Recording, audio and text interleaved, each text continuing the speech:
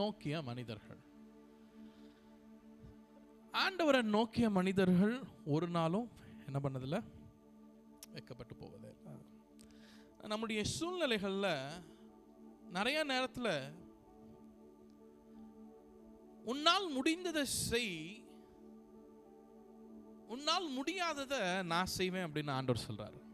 ஆமென். ஒரு சின்ன ஒரு கதை ஒன்று கேட்டேன். என்ன அப்படின்னா, ஒரு மான் ஓடிக்கொண்டிருக்கிறது. அந்த மானுடைய வயிற்றில், பெண் மான் வயிற்றிலே ஒரு குட்டி இருக்குது. அது குழந்தை பிறக்கக்கூடிய ஒரு சமயம். அந்த நேரத்தில் பார்த்தீங்க அப்படின்னா, ஒரு வேடன் அந்த மானை துரத்திட்டு வரான். அந்த வேடன் இருந்து தப்பிச்சு போயிடலாம் அப்படின்னு இந்த சைடு போனா அங்க ஒரு புலி வருது. சரி, இப்படி போலாம் அப்படின்னு பார்த்தா அங்க தீ எரிஞ்சு கொண்டிருக்கிறது. சரி, முன்னாடி போலாம் அப்படின்னு பார்த்தா இடி இடிச்சு மின்னல் பயங்கரமா. அந்த மானுக்கு என்ன பண்றதுன்னு தெரியல. ஆனா அந்த மான் அங்கே இருந்து குட்டி போடணும், இல்லை அப்படின்னா ஒன்னா அந்த வேடன்ட்ட மாட்டணும், இல்லை அந்த புலி அந்த மானை பிடிக்க வருது. இதுதான் சூழ்நிலை. அந்த ரெண்டு சைடு போகவே முடியாது. 4 திசையும் என்ன ஆயிடுச்சு, அடைபட்டுருச்சு. ஆனால் அந்த மான் செய்ய வேண்டியதை செய்யணும் அப்படின்னு அந்த மானுக்கு ஒரு உணர்த்துதல் வந்துச்சான். அந்த மான் என்ன பண்ணுச்சான், ஒன்றுமே பண்ணல, அங்கே நின்று குட்டியை மாத்திரம் போட்டுச்சான். அதை பார்த்த உடனே அந்த வேடன் கொஞ்சம் நின்றுட்டு அது என்ன பண்ணுது அப்படின்னு பார்த்துட்டு அவன் நின்றுட்டு இருந்தபோது புலி என்ன பண்ணுச்சு, அந்த வேடனை பிடிச்சிருச்சு. இந்த சைடு தீ எரிஞ்சிட்டே வந்துச்சுல, அங்கே இடி இடிச்சதுன்னே மழை வர ஆரம்பிச்சது, தீ. இன்னைக்கு நானும் நீங்களும் நம்ம செய்ய வேண்டியதை செஞ்சோம் அப்படின்னா ஆண்டவர், அவர் இயற்கையையும் சரி மனிதர்களையும் சரி அவர் எல்லாவற்றையும் மாற்றுவார். ஹல்லேலூயா. எனக்கு அக்கா சொன்ன உடனே, அந்த ஆஸ்துமான்னு சொன்ன உடனே எனக்கு ஒரு 2024 ஒலிம்பிக்ஸில் நோவா லைலஸ் அப்படின்னு ஒரு ஓட்டப்பந்தய வீரன், அவன் வந்து 100 மீட்டர்ஸில் ஃபஸ்ட்டு வந்தான், 200 மீட்டர்ஸில் செகண்ட் வரான். நான் இதை பார்த்துட்டு இருந்தேன், அவன் ஓடுறத. அது ஒலிம்பிக்ஸ் அப்பப்போ பார்ப்போம். ஸோ அவன் ஓடுறத பார்த்துட்டு இருந்தேன். அவன் ஃபஸ்ட்டு வந்துட்டான் 100 மீட்டர்ஸில். ஓகே அப்படின்னா அவன் செகண்ட் நாளும் அவன் ஓடுறான். அவன் செகண்ட் வந்துட்டு என்ன பண்ணான்னா, இப்படி குமிஞ்சிட்டு எப்படி பண்ணான். எனக்கு அப்போ ஒரு கேள்வி, ஆஃப்டர் ஆல் ஒரு 200 மீட்டர்ஸ் தான் அவன் ஓடிருக்கான். முன்னத்து நாள் அவன் 100 மீட்டர்ஸ் ஓடி என்ன பண்ணான், ஃபஸ்ட்டு வந்துட்டான். ஆனால் அவன் ரெக்கார்டை பிரேக் பண்ண முடியல, உசேன் போல்ட்டோடைய ரெக்கார்டை பிரேக் பண்ணல. ஆனால் அவன் என்ன பண்ணிட்டான், ஃபஸ்ட்டு வந்துட்டான். இந்த செகண்ட் நாள் இவன் செகண்ட் தான் வந்திருக்கான், இவன் ஏன் இப்படி அப்படின்னு. அடுத்த நாள் இன்டர்வியூவில் அவன் சொல்கிறான். அந்த இன்டர்வியூ பார்த்தேன். அப்போ அவன் சொல்கிறான், என்னுடைய நிலைமைக்கு நான் வந்து என்ன பண்ணியிருக்க முடியாது, ஓடி இருக்கவே முடியாது. அவன் சொன்னான் என்ன அப்படின்னா, எனக்கு வந்து ஆஸ்துமா இருக்குது, எனக்கு வந்து ஒவ்வாமை அலர்ஜி இருக்குது, டிஸ்லெக்ஸியா அப்படின்னு ஒரு வியாதி இருக்குது, ஏடிடி அப்படின்னு ஒரு வியாதி இருக்குது, அதுக்கப்புறம் பதட்டம், மனசோர்வு, இதெல்லாம் அவனுக்கு இருக்குது. ஆல்மோஸ்ட் ஒரு 5-6 டிசீஸ் இருக்குது. எனக்கு தெரிஞ்ச ஆஸ்துமா பேஷண்ட் 200 மீட்டர்ஸ்லையும் 100 மீட்டர்ஸ்லையும் ஓடவே முடியாது. ஆனால் அவன் முடிக்கும்போது சொன்னான், என்னுடைய இந்த சூழ்நிலையில் என்னை ஓட வச்சது இயேசு கிறிஸ்து. ஹல்லேலூயா. நான் ஒன்று சொல்கிறேன், நம்முடைய என்ன சூழ்நிலைகளோ அது நம்மளை நிர்ணயிக்கிறதில்ல. நான் எந்த நிலையில் இருக்கிறேனோ, நான் இருக்கிறத நான் செஞ்சேன் அப்படின்னா மற்றவை ஆண்டவர் ஆட்டோமேட்டிக்காக பார்த்துக்கொள்வார். ஹல்லேலூயா. மேபி நமக்கு என்ன சூழ்நிலை நம்முடைய சரீரத்தில் இருக்கிறதோ அதெல்லாம் இல்லை, நம்ம செய்ய வேண்டியது ஆண்டவருக்காண்டி முன்னாடி ஓடிக்கிட்டே இருந்தோம் அப்படின்னா ஆண்டவர் என்னையும் உங்களையும் உயர்த்தக்கூடும். ஆமென். ஹல்லேலூயா. எனக்கு ரொம்ப ஆச்சரியமாக இருந்துச்சு, எவ்வளோ கஷ்டம். நான் எனக்கு தெரிஞ்ச ஒரு பையன் தம்பி இருக்கான், அவன்கிட்ட உன்னால் ஓட முடியுமா அப்படின்னு. நாங்கள் ட்ரைபல் ஊழியத்துக்கு போகும்பொழுது மேலே ஏறிட்டு திரும்பி கீழே வரும்போது அவனால் மூச்சு விட முடியாது. ஆனால் எனக்கு அந்த அவங்க பஃப் அடிப்பாங்க, ஆனால் எனக்கு அந்த இது வேணும்னே, அங்கே இங்கே எங்கடா கிடைக்கும் அப்படின்னு. அதுக்கப்புறம் அங்கேருந்து ஃபாஸ்ட்டாக வண்டி எடுத்துகிட்டு டவுன் வரைக்கும் வந்து அவனுக்கு அந்த பஃப் வாங்கி கொடுக்குற வரைக்கும் அவனால் ப்ரீத் பண்ண முடியல. அவ்வளோ கஷ்டம் இருக்கும். ஆனால் ஆண்டவர் நம்மளோடு இருக்கும் பொழுது, ஆண்டவருடைய வார்த்தைகள் நம்ம நடத்தும் பொழுது அவர் நம்மை நடத்துகிறார். ஆமென், ஹல்லேலூயா. நம்ம செய்ய வேண்டியது செய்யணும், ஆண்டவர் அவர் செய்ய வேண்டியது, நம்மளால எதை முடியாதோ அதை ஆண்டவர் செய்கிற தேவனாக இருக்கிறார். ஆமென். நிறைய நேரங்களில் வாழ்க்கையில் மனுஷனோட வாழ்க்கையே போராட்டம் தான். கரெக்ட் தானே? போராட்டம் இல்லாதவன் ஒவ்வொரு நாளும் காலையில் எந்திரிக்கும் பொழுது என்னடா பிரச்சனை வருது, என்ன பிரச்சனை நடக்க போகுது, வேலையில் என்ன பிரச்சனை, பிஸ்னஸில் என்ன பிரச்சனை, என்ன நடக்க போகுதுன்னு அடுத்த செகண்ட் என்ன நடக்க போகுதுன்னே தெரியாது. எல்லா நேரத்துலையும் நமக்கு என்ன பிரச்சனை, துன்பம், பயம், கவலைகள், இல்லை அடுத்தது நம்முடைய குடும்பத்தின் சூழ்நிலை எப்படி இருக்க போகுது, என்ன நடக்க போகுது இப்படின்னு பயந்துக்கிட்டே இருப்போம்ல. ஆனால் ஆண்டவருடைய பிள்ளைகளுக்கு இன்னைக்கு ஒரு பாட்டு பாடணும்ல, வர்ஷிப்பில் பாடினீங்களா, கேட்டிங்களா? ஆனால் பாட்டு பாடாதமாயே நீங்கள் பார்க்குறீங்க. ஆனால் உண்மையாக டேடி அப்ரிஷியேட் பண்ணோம். ஒவ்வொரு நாளும் நீங்கள் அப்படியே உண்மையே இப்படியே உட்காந்துட்டு இருக்கிறது மெசேஜ் கொடுக்குறாங்கல்ல, சிரிங்களேன் கொஞ்சம். நீங்கள் சிரிக்கும் போது தான் மெசேஜ் கொடுக்கறதுக்கு என்ன ஆகும், நல்லா இருக்கும். சரி, ஓகே. ஸோ என்ன அப்படின்னா, 4 திசைகளும் உலக மனிதர்களுக்கு அடைபட்டால் என்ன, ஒரு திசை எனக்காக ஓப்பனாக இருக்குது. ஆபிரகாமை நம்ம பார்த்திருக்கோம். ஆபிரகாம் விசுவாசித்து அவன் காத்திருந்தான், கர்த்தரை நோக்கி இருந்தான். எடுக்க வேண்டாம், நான் படிக்க சொல்லும் போது நீங்க படிங்க. காத்திருந்தான், ஆண்டவர் அவனுடைய வேண்டுதலையும் அவனுக்கு சொன்னதையும் அவனுக்கு நிறைவேற்றினான். தாவீதுடைய வாழ்க்கையிலும் அவன் ஆண்டவரை நோக்கி பார்த்தான். சிக்லாக் அப்படின்னு ஒரு இடத்துக்கு வர்றாங்க. அந்த இடத்துக்கு வரும் பொழுது என்ன அப்படின்னா, அவனுடைய பிள்ளைகளும் நாட்டு ஜனங்களும் பெண்களும் ஆடு மாடுகளும் என்ன பண்ணப்பட்டிருக்கு, கடத்தப்பட்டு கொண்டு போயிட்டாங்க. இவன் இங்க தனியா இருக்கிறான். அவன் கூட கொஞ்சம் ராணுவ வீரர்கள் இருக்காங்க.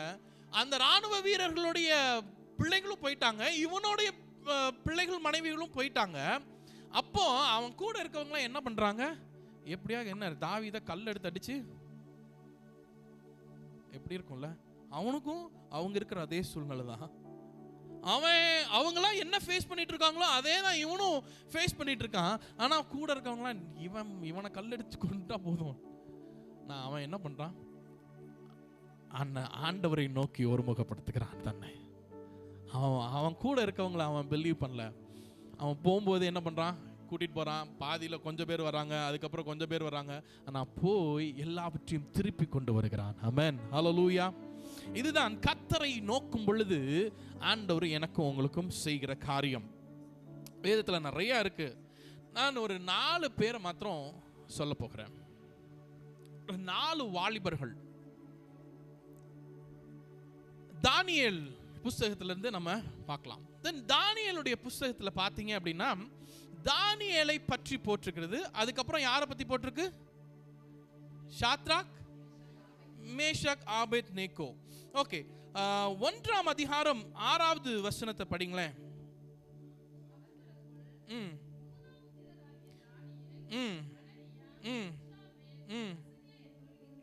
இந்த அனனியா, மிஷாவேல், அசரியா இவங்க 3 பேரையும் எதுல போட்டாங்க, தீல அக்கினி சூளையில போட்டாங்க.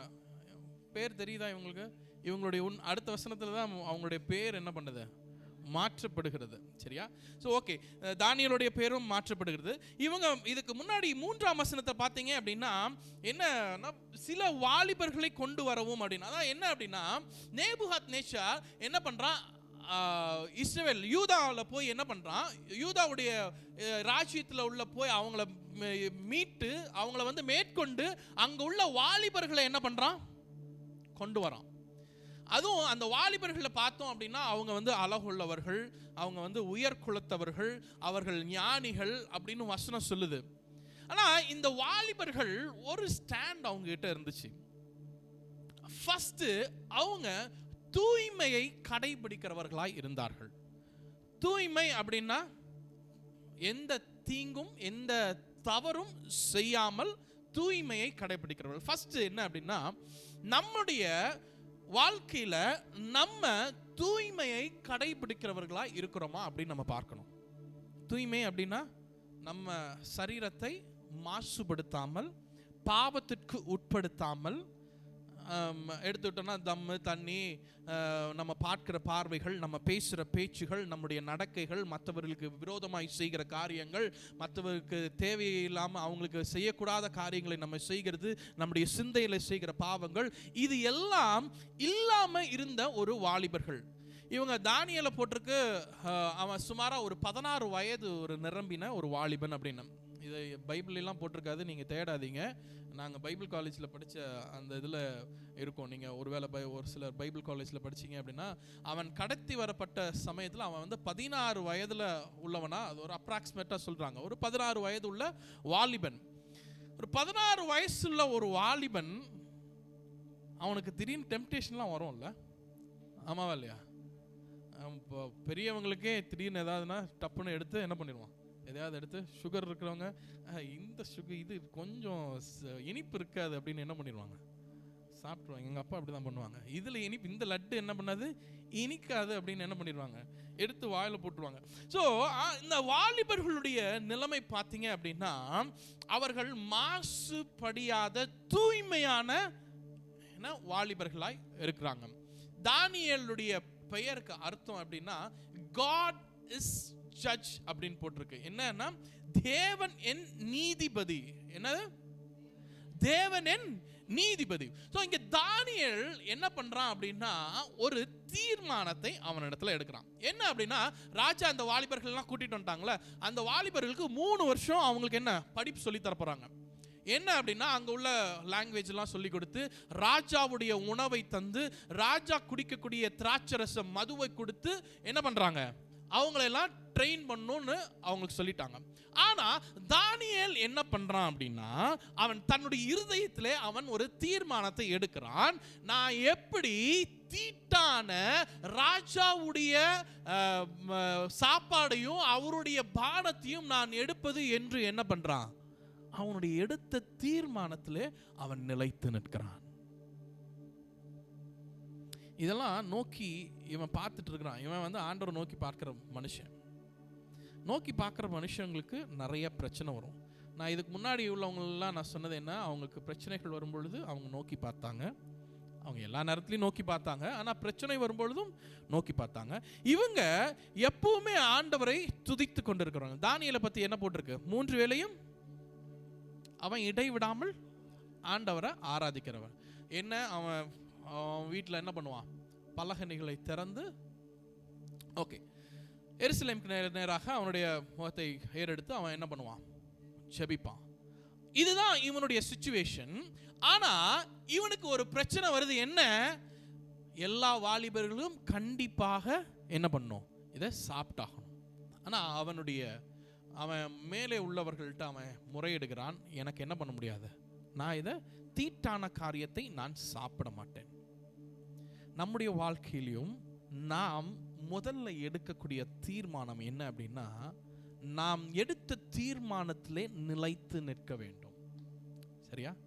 நிறைய இடத்துல நிறைய பேர் நல்ல தீர்மானத்தில் நிலைத்து, நான் இந்த தீர்மானம், நான் இதில் நான் நிலைச்சு நிற்கணும், நான் இப்படி ஊழியம் செய்யணும், நான் இதை பண்ணணும் அதை பண்ணணும் அப்படின்னு நம்ம நிறைய காரியங்கள் நம்ம செய்கிறோம்ல. இந்த தீர்மானத்தில் நாம் நிலைத்து நிற்கிறோமா என்று பார்க்கிறோம். இங்கே இவன் வாலிபனாக இருந்தும் இவன் என்ன தூய்மையான வாழ்க்கையை வாழ்கிறான். தானியேல் 1:8 படிங்களேன். தானியேல் ராஜாவின் போஜனத்தினாலும் அவன் பானம் பண்ணும் திராட்சரசத்தினாலும் தன்னை தீட்டுப்படுத்தலாகாதென்று அவன் என்ன பண்ணா, தன் இருதயத்தில் தீர்மானம் பண்ணிக்கொண்டு தன்னை தீட்டுப்படுத்தாதபடி பிரதானிகளின் தலைவனிடத்தில் வேண்டிக் கொண்டான். அவன் வேண்டிக் கொண்டது அவன் என்ன பண்றது, அவனுக்கு நிறைவேறுது. என்ன பண்றான், அவன் எனக்கு பருப்பும் மரக்கறிகளையும் மாத்திரம் தாங்க அப்படின்னு கேட்குறான். 10 நாள் என்னை டெஸ்ட் பண்ணுங்க, என்னையும் டெஸ்ட் பண்ணுங்க, மற்றவங்களையும் டெஸ்ட் பண்ணி பாருங்க. ஆனால் இவங்க 4 பேர் மாத்திரம் எப்படி இருக்கிறாங்க, அவங்களோட புஷ்டியா இருந்தாங்க. ஆமென், ஹல்லேலூயா. நம்ம செய்ய வேண்டியதை தீர்மானம் எடுத்ததை நம்ம செஞ்சோம் அப்படின்னா ஆண்டவர் மற்றதை செய்கிற தேவனா இருக்கிறார். அவர் என்னால முடியாததை அவர் செய்கிற தேவனா இருக்கிறார். ஆமென், ஹல்லேலூயா. என்ன, நாம ஆண்டவரை நோக்கி பார்க்கும் பொழுது நானும் நீங்களும் என்ன பிரச்சனையில போயிட்டு இருக்கிறோம் அப்படிங்கிறத அவர் பார்த்து கொள்வாரு. நம்ம கடந்து சென்று கொண்டிருந்தா மாத்திரம் போதும், அவர் எல்லாவற்றையும் பார்த்து கொள்கிற தேவனா இருக்கிறார். இங்க தானியேலோட வாழ்க்கையில அவன் முதலாவதாக தூய்மையின் வாழ்க்கையை அவன் கடைபிடிக்கிறான். அடுத்தது அவனுடைய ஜெப நிலையை நாம் பார்க்க வேண்டும். அவன் என்னன்னா 3 வேளையும் அவன் என்ன பண்றான், ஜெபிக்கிற ஒரு மனுஷனா இருக்கிறான். எப்படி அவனுக்கு மரணம் ஏற்படும் என்று தெரிந்தும் அவன் என்ன பண்றான், ஜெபிக்கிறவனா இருக்கிறான். தானியேல் 6:10 படிங்களேன். 6ஆம் அதிகாரம் 10வது வசனம். தானியேலோ என்றால்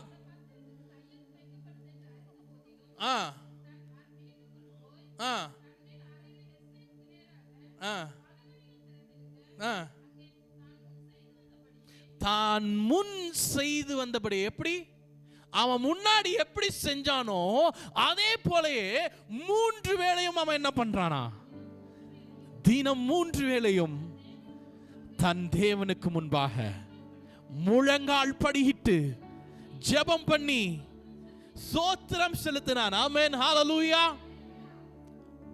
நமக்கு ஏதாவது ஒன்று நடக்குது, திடீர்னு ஒரு சட்டம் போட்டாங்க அப்படின்னா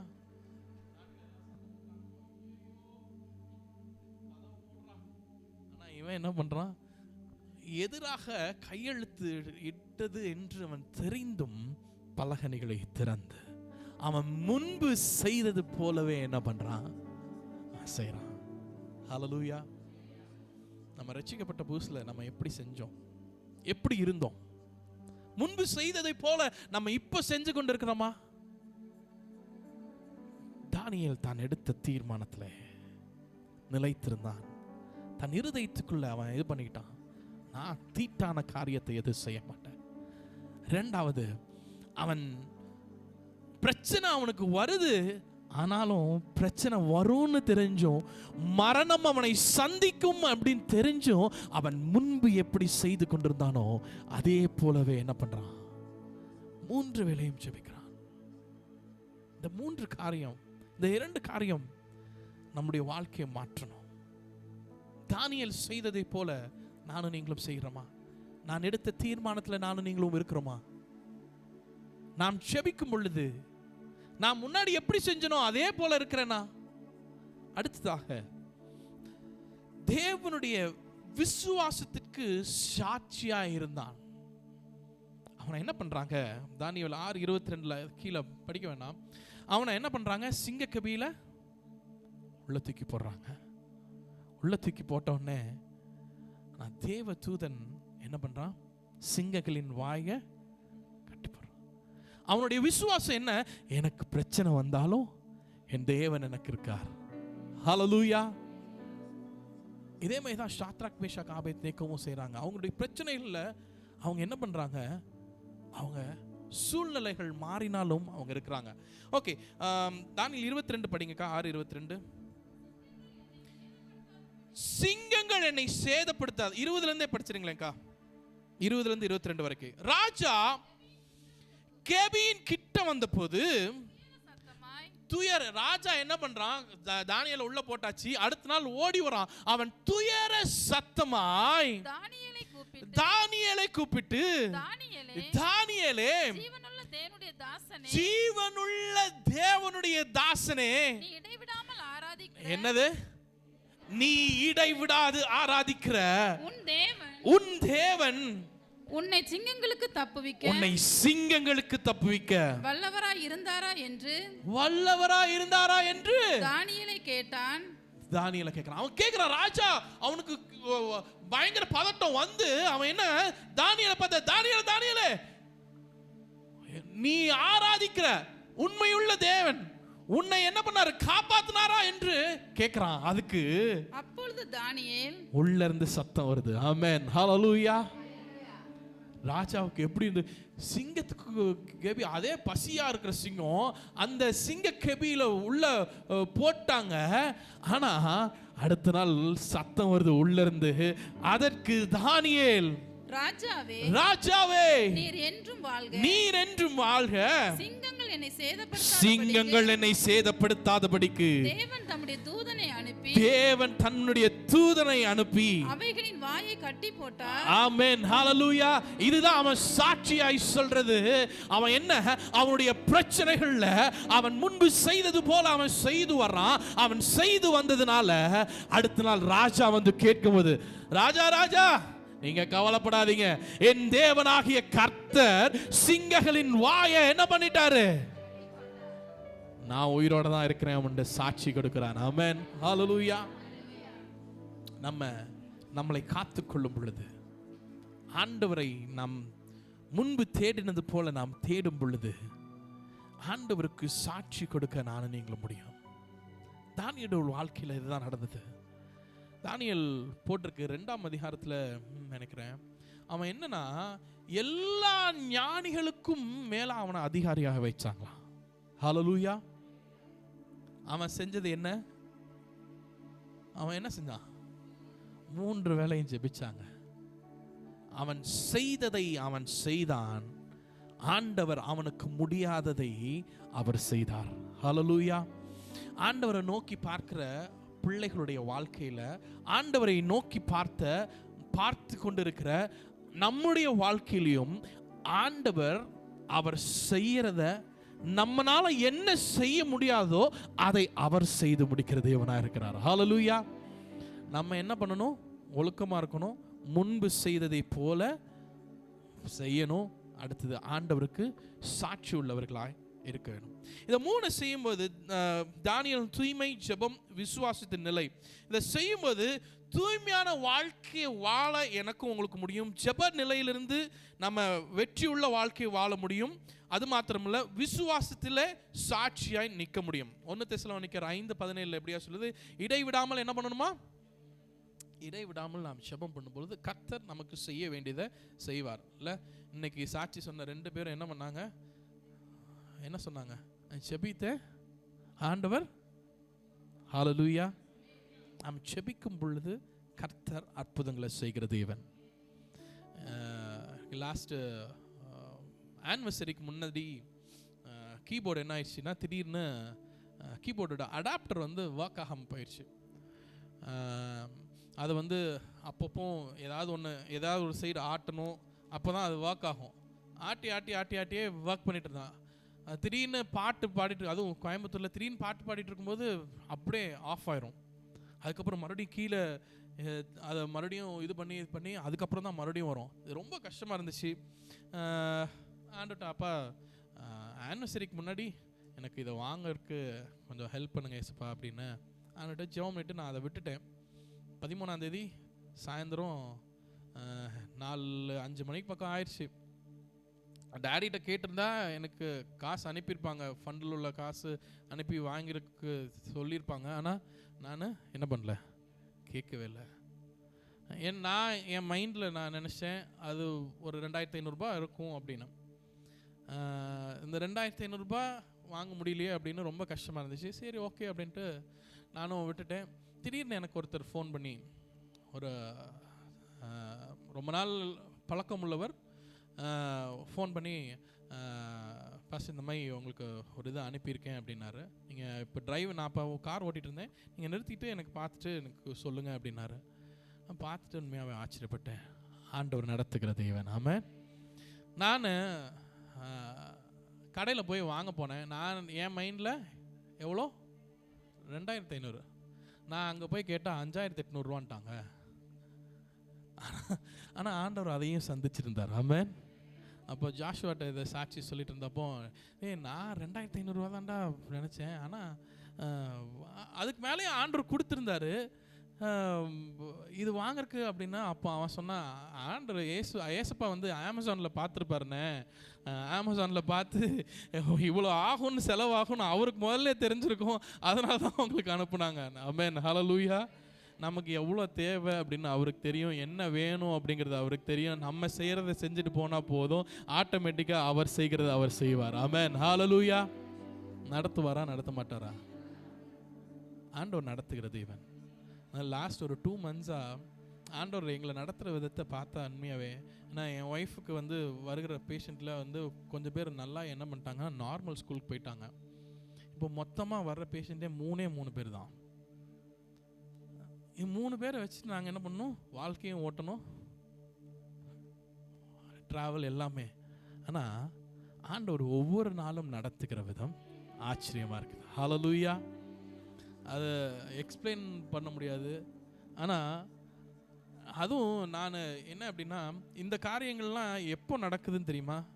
நானும் ஜினும் ஒரு 2 months-க்கு முன்னாடி ஆண்டவருக்கு கொடுக்கறத கொஞ்சம் எக்ஸ்ட்ரா கொடுக்க ஆரம்பிக்கலாம் அப்படின்னு தீர்மானம் பண்ணி அந்த மாதம் கொடுக்குறோம். அந்த மாதத்துலேருந்து என்ன பண்ணல, பேஷண்ட் என்ன ஆயிடுச்சு, எல்லாம் போயிட்டாங்க. ஆனால் கொடுக்கறத நிறுத்தலை, அதை நாங்கள் செஞ்சுக்கிட்டே இருக்கிறோம். ஆண்டவர் நடத்துகிறார். ஆமென், ஹல்லேலூயா. இதுதான் நம்முடைய வாழ்க்கையில் ஆண்டவரை நோக்கி நம்ம கூப்பிடும் பொழுது ஆண்டவர் எனக்கும் உங்களுக்கும் செய்கிற தேவனாக இருக்கிறார். அடுத்ததாக 3ஆம் அதிகாரத்துக்கு வரலாம். இங்கே ஷாத்ராக், மேஷாக், ஆபேத்நேகோவை பற்றி போட்டிருக்கு. இவர்களுடைய சூழ்நிலை என்ன அப்படின்னா, அங்கே ராஜா நேபுகாத்நேச்சார் என்ன பண்ணுறான், ஒரு பெரிய சிலையை, பொன் சிலையை ஏற்படுத்தி அவர்களுக்கு முன்பாக நிறுத்தி, எல்லா ஜனங்களுக்கு முன்பாக நிறுத்தி அந்த பொற்சிலையை என்ன பண்ணணும், வணங்கணும்னு ஒரு சட்டத்தை அங்கே போடுறான். சட்டத்தை போட்டது என்ன, ஆனா என்ன, இவங்க 3 பேர் மாத்திரம் என்ன பண்ணல, வணங்கல. இதை பார்த்த இவனுக்கு எதிர்ப்பா இருக்கிறவங்க, என்ன வேணா வச்சுக்கலாம்னு வச்சுக்கோங்க, அதிகாரிகள் என்ன பண்றாங்க, ராஜாவுக்கு இடத்துல போய் என்ன பண்றாங்க, முறையிடுறாங்க. ராஜா நீங்க நியமித்த தலைவர்கள் என்ன பண்றாங்க, நீர் வைத்த சட்டத்திற்கும் நீர் வைத்த இந்த பொற்சிலையே அவங்க என்ன பண்ணல, வணங்கல. ஓகே, அவங்களை கூப்பிட்டு ராஜா கேட்குறாரு, என்னப்பா இப்படி பண்ண, என்ன நான் வணங்குறக்காக உன்கிட்ட சொல்லியிருக்கேன், நீ என்னப்பா நீ வணங்க மாட்டியா அப்படின்னு கேட்குறான். அவன் என்ன சொல்கிறான் பாருங்களேன், படிங்களேன் 12வது வசனம் படிங்களேன்.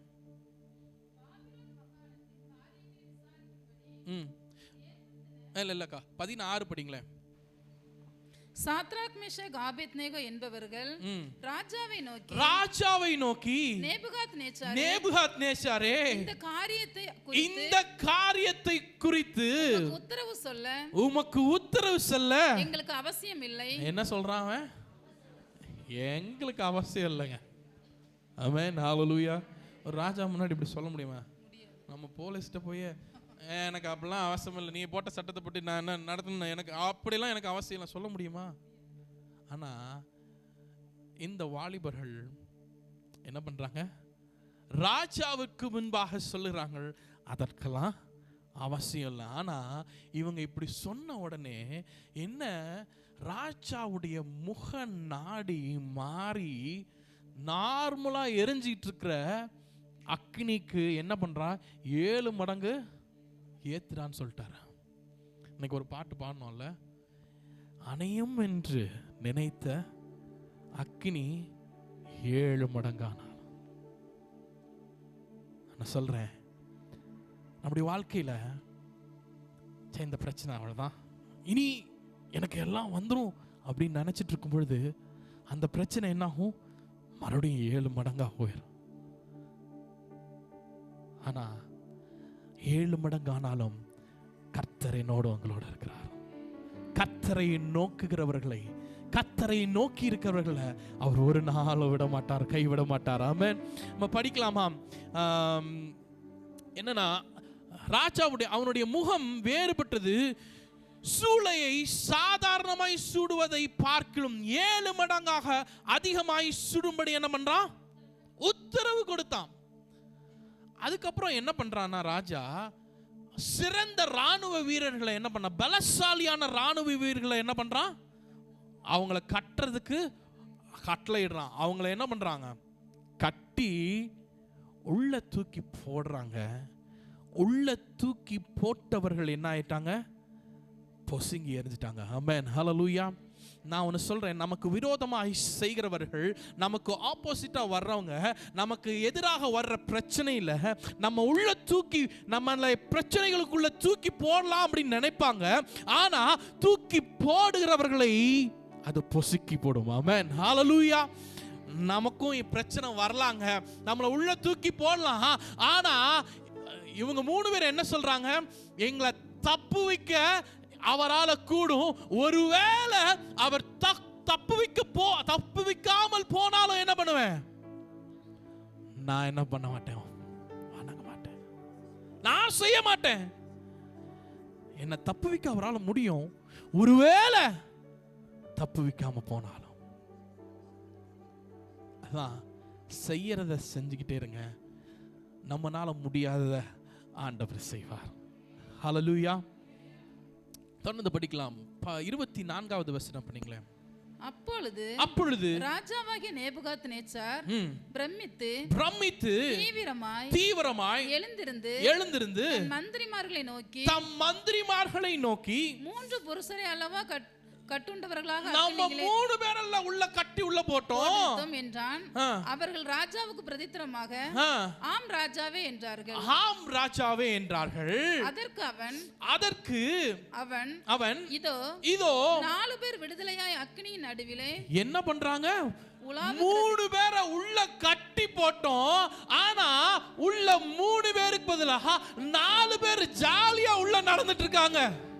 ஏண்டா கட்டி தாண்டா உள்ள போட்டோம், எப்படி அவங்களால வர முடியும்? உள்ள 3 பேரை போட்டோம்.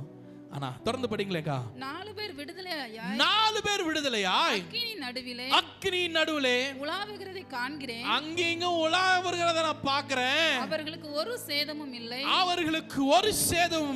4ஆம் ஆளின் சாயல் தேவபுத்திரருக்கு ஒப்பாயிருக்கிறது என்றான். ஹல்லேலூயா. யாரு சொல்றா? ராஜா சொல்றான். 4வது ஒருத்தனை பார்க்கிறேன். 4வது பார்க்கிறவருடைய சாயல் எப்படி இருக்கு? தேவபுத்திரருக்கு ஒப்பாக ஒரு சாயலை நான் பார்க்கிறேன். ஹல்லேலூயா. இவங்க 3 பேர் உள்ள தூக்கி போட்டாங்க. இவங்க பிரச்சனையில இவங்க சாகணும்னு போட்டாங்க. கயிறை கட்டி உள்ள போட்டாங்க. ஆனா கட்டி போட்ட இடத்துல அவங்க ஜாலியா உள்ள நடமாடி கொண்டிருக்கிறாங்க.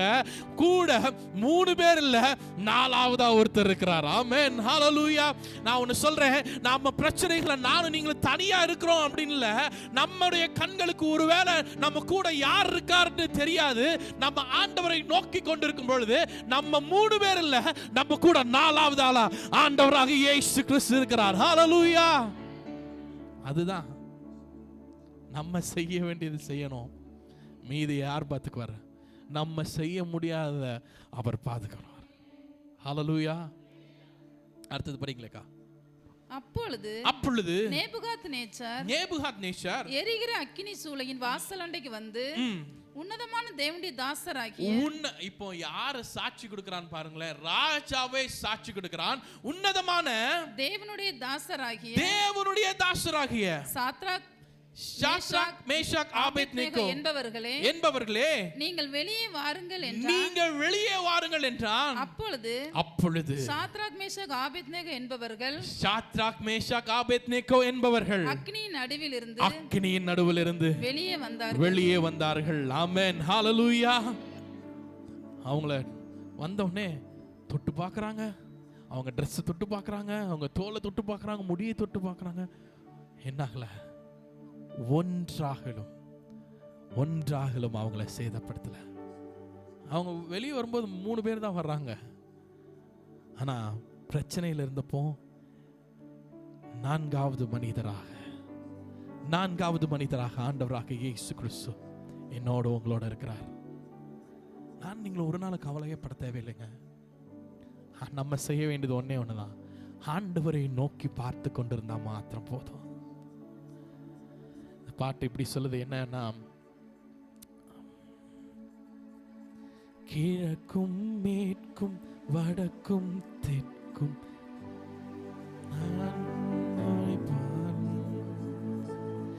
அணையும் என்று நான் எண்ணின கிரி 7 மடங்கானாலும் கிழக்கும் மேற்கும் வடக்கும் தெற்கும் அடைபட்டு போனாலும் அணையும் என்று நான் எண்ணின கிரி 7 மடங்கானாலும் என் கண்களை ஏறெடுப்பேன், என் கைகளை உயர்த்திடுவேன், உம்முகம்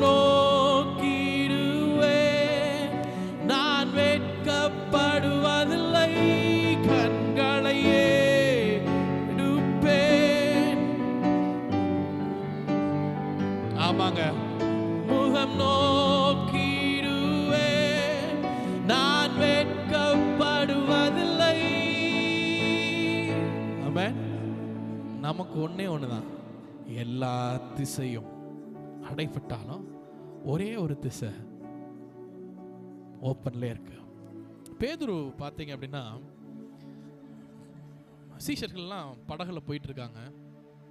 போயிட்டு இருக்கும்போது திடீர்னு என்ன ஆகுது, ஒரு உருவம் தூரத்துலேருந்து தெரியுது. எல்லாரும் என்ன சொல்றாங்க, ஆவேசம், பேய் பேய் அப்படின்னு என்ன பண்றாங்க. ஏசு பார்த்து பேசுறாரு. பேதுரு சொல்றான், நீங்கன்னா நான் என்ன பண்றேன், தண்ணியில் நான் நடந்து வரேன். சரி வாடா அப்படின்ட்டாரு. அவன் நடந்து போறான். பேதுரு யாரு, சீசன். ஓகே, அதுக்கு முன்னாடி அவன் என்ன பண்ணுவேன், மீன் பிடிக்கிறவன். நடந்து வா அப்படின்னு சொல்லிட்டாரு. ஆனா என்ன பண்ணும், என்ன மாத்திரம் பார்த்துட்டு வரணும், வேற எங்கேயும் பார்க்க கூடாது. நான் திடீர்னு அவனுக்கு என்ன டப்புன்னு ஒரு காத்தடிச்ச உடனே என்ன பண்ண, ஆண்டவரை ஃபோக்கஸ் பண்றதை விட்டுட்டான். அவன் என்ன ஆயிடுச்சு, தண்ணியில அமிழ்ந்து போறான்.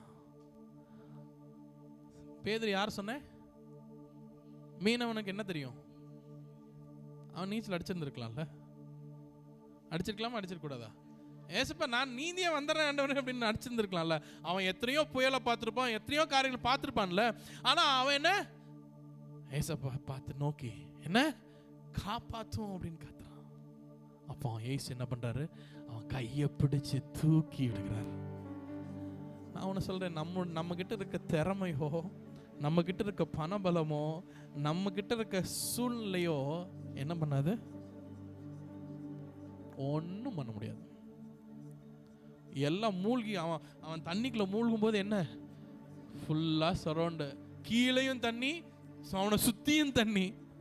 ஒன்னே ஒண்ணுதான், அவரை பார்த்து தான் ஆகணும். பார்க்கல அப்படின்னா நம்முடைய வாழ்க்கையும் ஒருவேளை பேதுருவை போல இருக்கலாம். மூழ்கக்கூடிய சூழ்நிலை வரலாம். மூழ்கக்கூடிய சூழ்நிலை வந்தாலும் அப்பா அப்படின்னு ஆண்டவரை நோக்கி பார்த்தோன்னா அது ஒண்ணு மாத்திரம் போதுங்க, அவர் மனம் இறங்குகிற தேவனா இருக்கிறார். ஹல்லேலூயா.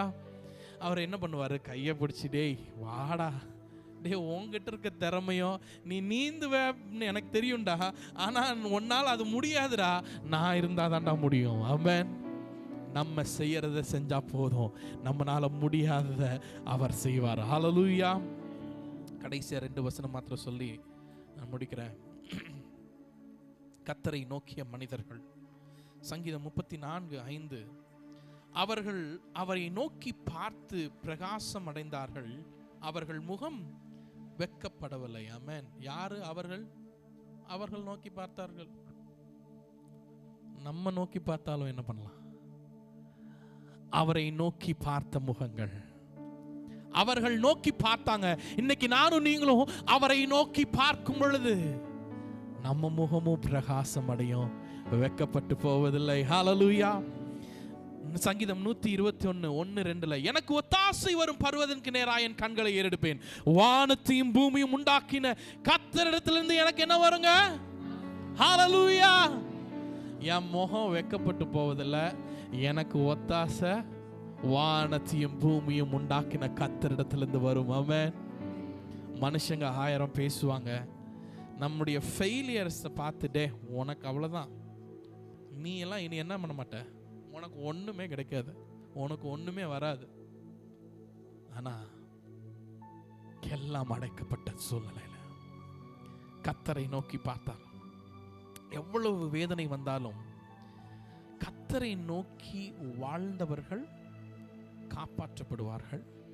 கர்த்தரை நோக்கி அவர்தான் அப்படின்னு நம்ம வாழ்ந்தா நம்ம வாழ்க்கைய அவர் புரட்டி போட்டு, இப்படி இல்லடா உன்னால இவ்வளவுதான் முடியும், அதை புரட்டி போட்டு நான் இப்படி எந்த வழியிலையும் உன்னை நடத்துவேன் அப்படின்னு, எப்படி ஷாத்ராக் மேஷாக் ஆபேத்நேகோவை பார்த்து ராஜா என்ன பண்றான், இவர்கள் தேவன் தான் என்ன உண்மையான தேவன் என்று, இந்த தெய்வத்தை வணங்குவோம் என்று மற்றவர்களையும் சேர்ந்து அவன் ஜனங்களையும் சேர்த்து சொன்னான். தெரியுமா?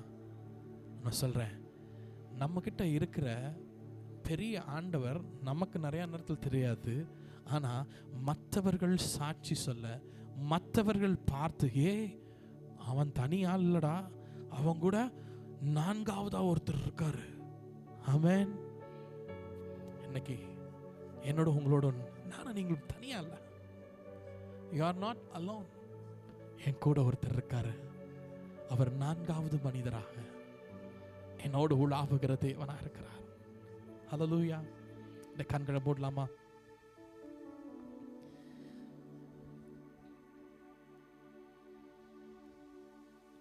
எந்தவித ஆபத்துகள் வந்தாலும் கர்த்தரை நோக்கி கூப்பிடும் பொழுது அவர் எனக்கு உங்களுக்கும் பாதுகாப்பை தருகிறார். நம் வாழ்க்கையில எப்பேற்பட்ட அலைகள் வந்தாலும் கர்த்தரை நோக்கும்போது, அப்பா நீங்க என் கையை பிடிச்சிக்கோங்க அப்படின்னு சொல்லும்போது எப்படி பேதுருவை தூக்கி விட்டாரோ, ஆண்டவரே என்னை காப்பாத்துங்கன்னு சொல்லும் பொழுது ஆண்டவர் காப்பாத்துகிற தேவனா இருக்கிறார். இந்த கால வேளையில நம்முடைய சூழ்நிலைகள்ல நம்ம எப்படி இருக்கோம்? தானியேல் அவன் எடுத்த தீர்மானத்துல அவன் நிலைத்திருந்தான்.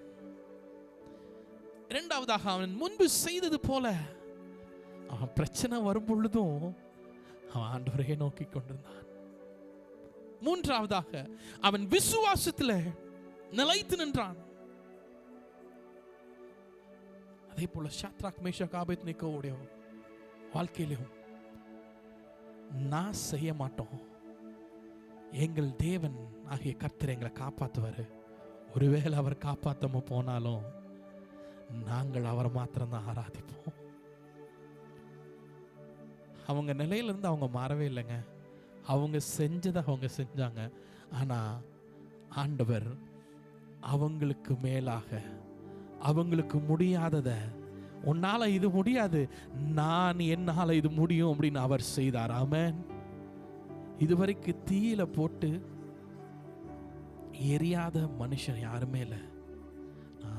ஷாத்ராக் மேஷாக் ஆபேத்நேகோவை ஆண்டவர் 4வது மனிதராக அவரோடு அவருடைய சாயல் தேவ புத்திரனை போல இருந்தது அப்படின்னு ராஜா சாட்சி கொடுக்கிறார். ஆனா நீங்களும் இன்னைக்கு ஒருவேளை நான் அணைஞ்சு போயிரும் அப்படின்னு நினைச்ச அக்கினி 7 மடங்கானாலும் ராஜாவுடைய முகநாடி வேறுபட்டு அதை 7 மடங்காக உயர்த்துகிறான். நம்முடைய வாழ்க்கையில் ஒருவேளை பிரச்சனை 7 மடங்கானாலும் ஒன்னே ஒண்ணு, கண்களை மாத்திரம் ஆண்டவருக்கு நேராக சொல்லாமா? கிழக்கும் மேற்கும் வடக்கும் தெற்கும் அடைபட்டு போனாலும் அணையும் என்று நான் எண்ணிய கிணி 7 மடங்கானாலும், கிழக்கும் மேற்கும் வடக்கும் தெற்கும் அடைபட்டு போனாலும் அணையும் என்று எண்ணின கிணி 7 மடங்கானாலும் கண்களை ஏறெடுப்பேன், என் கைகளை உயர்த்திடுவேன், உம்முகம் நோக்கிடுவேன், நான் வெட்கப்படுவதில்லை. கண்களை ஏறெடுப்பேன், கைகளை உயர்த்திடுவேன், உம்முகம் நோக்கிடுவேன், நான் வெட்கப்படுவதில்லை. கண்களை ஏறெடுப்பேன், கைகளை உயர்த்திடுவேன், உம்முகம் நோக்கிடுவேன், நான் வெட்கப்படுவதில்லை. ஆமாங்க, ஒரு நாள் வெட்கப்படுவதில்லை. அவரை நோக்கி பார்த்த முகங்கள் பிரகாசம் அடைந்தது, வெட்கப்பட்டு போவதில்லை. நீங்களும் எப்படி தானியேல் அவன் செய்தானோ அதே போல நாமளும் செஞ்சோம் அப்படின்னா, நீ செய்ய வேண்டியதை செய்ய, உன்னால முடியாததை நான் செய்வேன், உன்னால முடியாத நான் செய்து உன்னை நடத்துவேன்னு சொல்றாரு. கர்த்தரை மாத்திரம் நோக்கி பார்ப்போம், பாவமை மாத்திரம் நாங்க நோக்கி பார்க்கிறோம். நாங்கள் வெட்கப்படுத்தாதபடி எங்களை நீங்க நடத்துங்க. நடத்துகிற தேவன் இதுவரைக்கும் நடத்தியிருக்கார்ல, எவ்வளோ சாட்சி சொல்லலாம்ல. ஒவ்வொரு நாளும் நடத்துகிற தேவன் அவர் நடத்துவார். நன்றி ஆண்டவரே, எங்களோட பேசின வார்த்தைகளுக்காக நன்றி. நாங்கள் உம்முடைய வார்த்தையில், நாங்கள் எடுத்த தீர்மானத்தில் நாங்கள் நிலைத்திருக்கவும், நாங்கள் முன்பு செய்தது போல நாங்கள் ஜெபத்தில் எப்படி நாங்கள் ரட்சிக்கப்பட்டப்போ நாங்கள் இருந்தோமோ அதே போல் நாங்கள் முன்பு செய்தது போலவே நாங்கள் எங்களுடைய பிரச்சனைகள் வந்தாலும் நாங்கள் உம்மை நோக்கி பார்க்க, விசுவாசத்தில் நாங்கள் நிலைத்திருக்க ஒவ்வொருவருக்கு நீங்கள் கிருபை செய்யுங்கப்பா. இந்த கருத்தில் எங்களை அர்ப்பணிக்கிறோம். இயேசு கிறிஸ்துவின் நாமத்தில் ஜெபிக்கிறோம் எங்கள் அன்பின் பிதாவே, ஆமென். நாம் எழுந்துட்டு ஒரு பாடலை பாடும் பொழுது காணிக்கை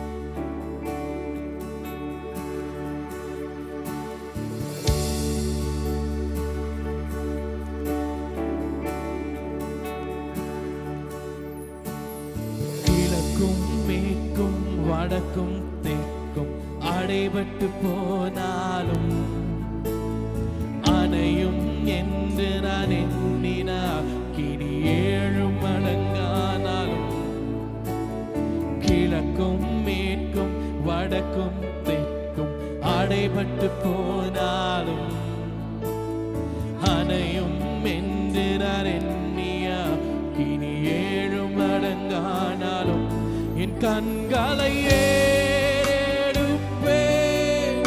என் கைகளை உயர்த்திடுவேன், உம்முகம் நோக்கிடுவேன், நான் வெட்கப்படுவதில்லை.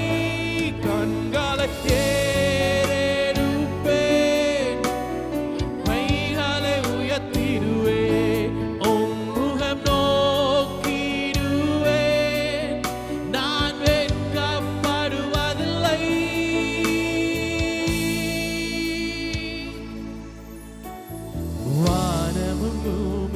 மாறினாலும் உம் வார்த்தை மாறாதே. காலையும் மாலையும் தாங்கிடும் தேவன் கரங்கள் தளராதே. ஆமாக, வானமும் பூமியும் மாறினாலும் உம் வார்த்தை மாறாதே. காலையும் மாலையும் தாங்கிடும் தேவன் கரங்கள் தளராதே. என் கண்களை ஏறெடுப்பேன், கைகளை உயர்த்திடுவேன், உம்முகம் நோக்கிடுவேன், நான் வெட்கப்படுவதில்லை. கண்களை ஏறெடுப்பேன், என் கைகளை உயர்த்திடுவேன், உம்முகம் நோக்கிடுவேன், நான் வெட்கப்படுவதில்லை. என் கண்களை ஏறெடுப்பேன், கைகளை உயர்த்திடுவேன், உம்முகம் நோக்கிடுவேன், நான் வெட்கப்படுவதில்லை. கண்களை ஏறெடுப்பேன், கைகளை உயர்த்திடுவேன், உம்முகம் நான் வெட்கப்படுவதில்லை. ஆமென். வெட்கப்பட்டு போவதில்லை.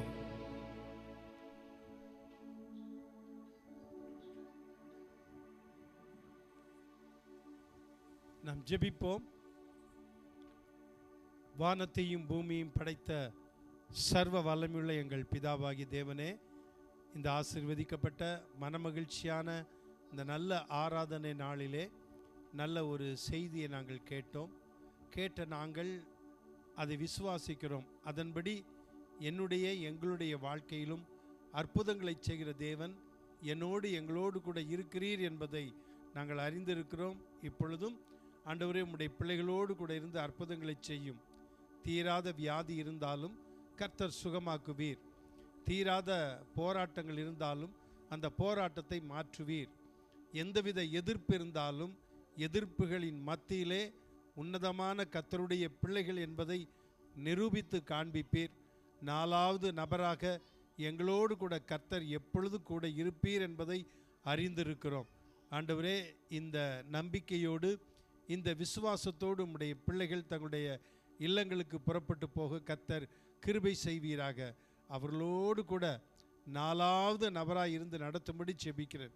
நீங்கள் அறியாத தேவன், நீங்கள் அறியாத ஒருவர் உங்கள் நடுவில் இருக்கிறார் என்று சொன்னது போல, ஆமாண்டவரே, அறியாமலே எங்களுக்கு தெரியாமலே எங்களோடு கூட இருக்கிறவர் நாங்கள் ஆராதிக்கிற எங்கள் கர்த்தர், நன்றி செலுத்துகிறோம். இப்பொழுதும் உம்முடைய பிள்ளைகள் கொடுத்த காணிக்கைகளுக்காக நாங்கள் நன்றி செலுத்துகிறோம். ஆண்டவரே, கொடுத்த ஒவ்வொரு கரங்களையும் ஆசீர்வதியும், கையின் பிரயாசங்களை ஆசீர்வதியும், உம்முடைய பிள்ளைகளுடைய வருமானங்களை வர்த்திக்க செய்யும். உம்முடைய பிள்ளைகள் கொடுத்த தசம பாக காணிக்கைகள், ஸ்தோத்திர காணிக்கைகள், பொருத்தனை காணிக்கைகள் எல்லாவற்றையும் கர்த்தர் அங்கீகரித்து ஆசீர்வதியும். இதற்குரிய பிரதிபலனை உம்முடைய பிள்ளைகளுக்கு நிறைவாய் கொடுத்து உம்முடைய பிள்ளைகளுடைய வருமானங்களை வர்த்திக்க செய்யும். கையின் பிரயாசங்களை ஆசீர்வதிப்பீராக. அவர்களுடைய வீட்டின் ஆகாரம், அப்பம், தண்ணீர், எண்ணெய் எல்லாவற்றையும் நிறைவாய் ஆசீர்வதியும். இப்பொழுதும் சபையை விட்டு தங்களுடைய இல்லங்களுக்கு புறப்பட்டு போகும் பொழுது ஒரு மகிழ்ச்சியோடு கூட, உற்சாகத்தோடு, சமாதானத்தோடு, கர்த்தருடைய ஆசீர்வாதத்தோடு, கர்த்தருடைய பிரசன்னத்தோடு, கர்த்தருடைய வல்லமையோடு உம்முடைய பிள்ளைகள் தங்களுடைய இல்லங்களுக்கு புறப்பட்டு போக கர்த்தர் கிருபை செய்வீராக. 4வது நபராக உம்முடைய பிள்ளைகளோடு கூட இருந்து நீர் நடத்துவீராக. துதிகன மகிமை எல்லாவற்றையும் உமக்கே செலுத்துகிறோம். உம்முடைய பாதுகாப்புக்கும், உம்முடைய பராமரிப்புக்கும், உம்முடைய வழிநடத்தலுக்கும், தேவ கிருபைக்கும் நான் ஒப்பு கொடுத்து ஜெபிக்கிறேன். இயேசு கிறிஸ்துவ நாமத்தில் ஜெபிக்கிறேன், அன்பின் பிதாவே, ஆமேன். என் ஆத்துமாவே கர்த்தரை ஸ்தோத்திரி, என் முழு உள்ளமே அவருடைய பரிசுத்த நாமத்தை ஸ்தோத்திரி. என் ஆத்துமாவே கர்த்தரை ஸ்தோத்திரி, அவர் செய்த சகல உபகாரங்களையும் மறவாதே. ஆமேன். நம்முடைய கர்த்தராகிய இயேசு கிறிஸ்துவின் கிருபையும், பிதாவாகிய தேவனுடைய அன்பும், பரிசுத்த ஆவியானவருடைய ஐக்கியமும், சிநேகமும், வழிநடத்தலும், பாதுகாப்பும் நம் அனைவரோடு கூட இன்றும் என்றும் சதா காலங்களிலும் கர்த்தருடைய வருகை மட்டும் நிலைத்திருப்பதாக. ஆமேன், ஆமேன்.